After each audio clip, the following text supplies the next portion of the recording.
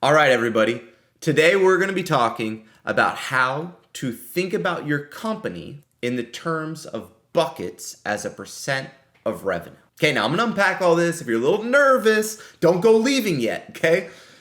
I'm not some huge finance wizard. Now, I do have a background in economics, and when I say background, I did my degree in college in economics and I got my MBA. I didn't ever do great in any of my finance classes though. I kind of learned finance because I figured out how important it was to being successful, okay? And what I found is when something goes wrong in my company, it's usually underfunded. It's a very simple concept. Your business is good traditionally at the things you spend the most money on. Okay, now that might sound really obvious because it kind of is. But as owners and operators, we're not always the best at connecting the dots between why we're struggling in an area and asking ourselves, are we over or underfunded? Okay?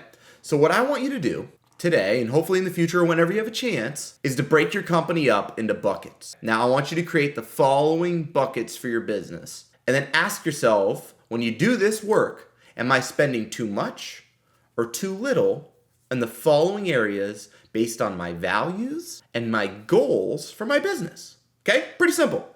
So the buckets I want you to have: finance, okay, sales, marketing, operations. Now this is like the people doing the work, okay? So like your team that's on the cost of goods sold, your gross margin, okay? Your operations, your administration, okay, admin.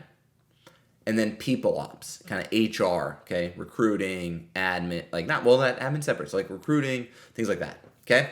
So those are your buckets. Now, very, very simply, I want you to take your P&L, your profit and loss statement, and I want you to go through your chart of account, all your different line items, and I want you to make sure you put all of those into these buckets, okay? So export your previous month or year-to-date financials, and then reallocate your finances into these buckets. And then look at it and ask yourself, what percent of revenue am I spending on these areas? Okay, so once you do that, that's your actuals. Look at those. You are going to probably be shocked.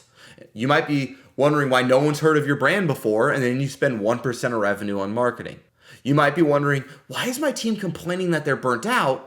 And you realize that your gross margin is exorbitant and you're not paying enough for labor. You might find yourself struggling all the time with finance and that you're not spending any money on finance. I know it sounds silly, but I have always come around or away just mind blown when I do this exercise. So I want you to do your actuals, okay? And put this in a column. So this is like your buckets are your rows, your column says actual, and you got your data, okay? Then on another column next to it in your Google Sheet, I want you to put ideal. Okay, so let's close your eyes. Dream. In a perfect world, how would you like to spend your money to hit your goals and your vision? Okay? From here, this is where you're going to break it all out. You might say, look, I want a 65% gross margin, okay? And by the way, that's a good target. Hey, I want 2% of my revenue on finance. I want 15% on marketing. I want 8% on sales. Whatever that is, right? You get to design it. This is your company. This is the coolest part about running a business is you get to decide where to spend the money, and where you spend the money creates what your company's good at and values and its culture, okay? You cannot say this is our biggest value and then underfund it. You'll seem like a hypocrite. You'll turn into the old talking head, okay? Now look at this exercise. And when you do this, also design it to your net profit. Okay, so this is where it gets cool.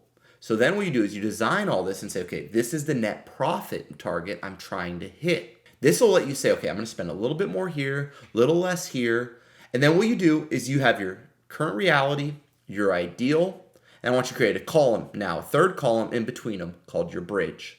How do you get from your current reality to ideal? Okay, I have not found at any point in my career that when I go cold turkey, I was doing this, now I'm doing that, it works for me. So we got to graduate to where we want to be. Okay, we can't just say I'm at A, I dream of being at Z. We got to go from B to C to D, right? There's a process, okay? And if you need to add multiple columns here, that's totally fine. Step 1, step 2, stage 3, stage 4, however you like to do it. But what I want you to do is take those buckets, okay? And you can make your own buckets. I like those buckets, but you can have your own. And put your percent of revenue that you're spending on those areas, and then what you want your net profit to be. It is such a powerful exercise, and I genuinely believe it can change the performance of your company. So try it out. Let me know how it goes. As always, put your thoughts in the comments. I'll answer anything I can to the best of my ability. And please, please, please subscribe so I can keep doing these. All right. Thanks, everybody.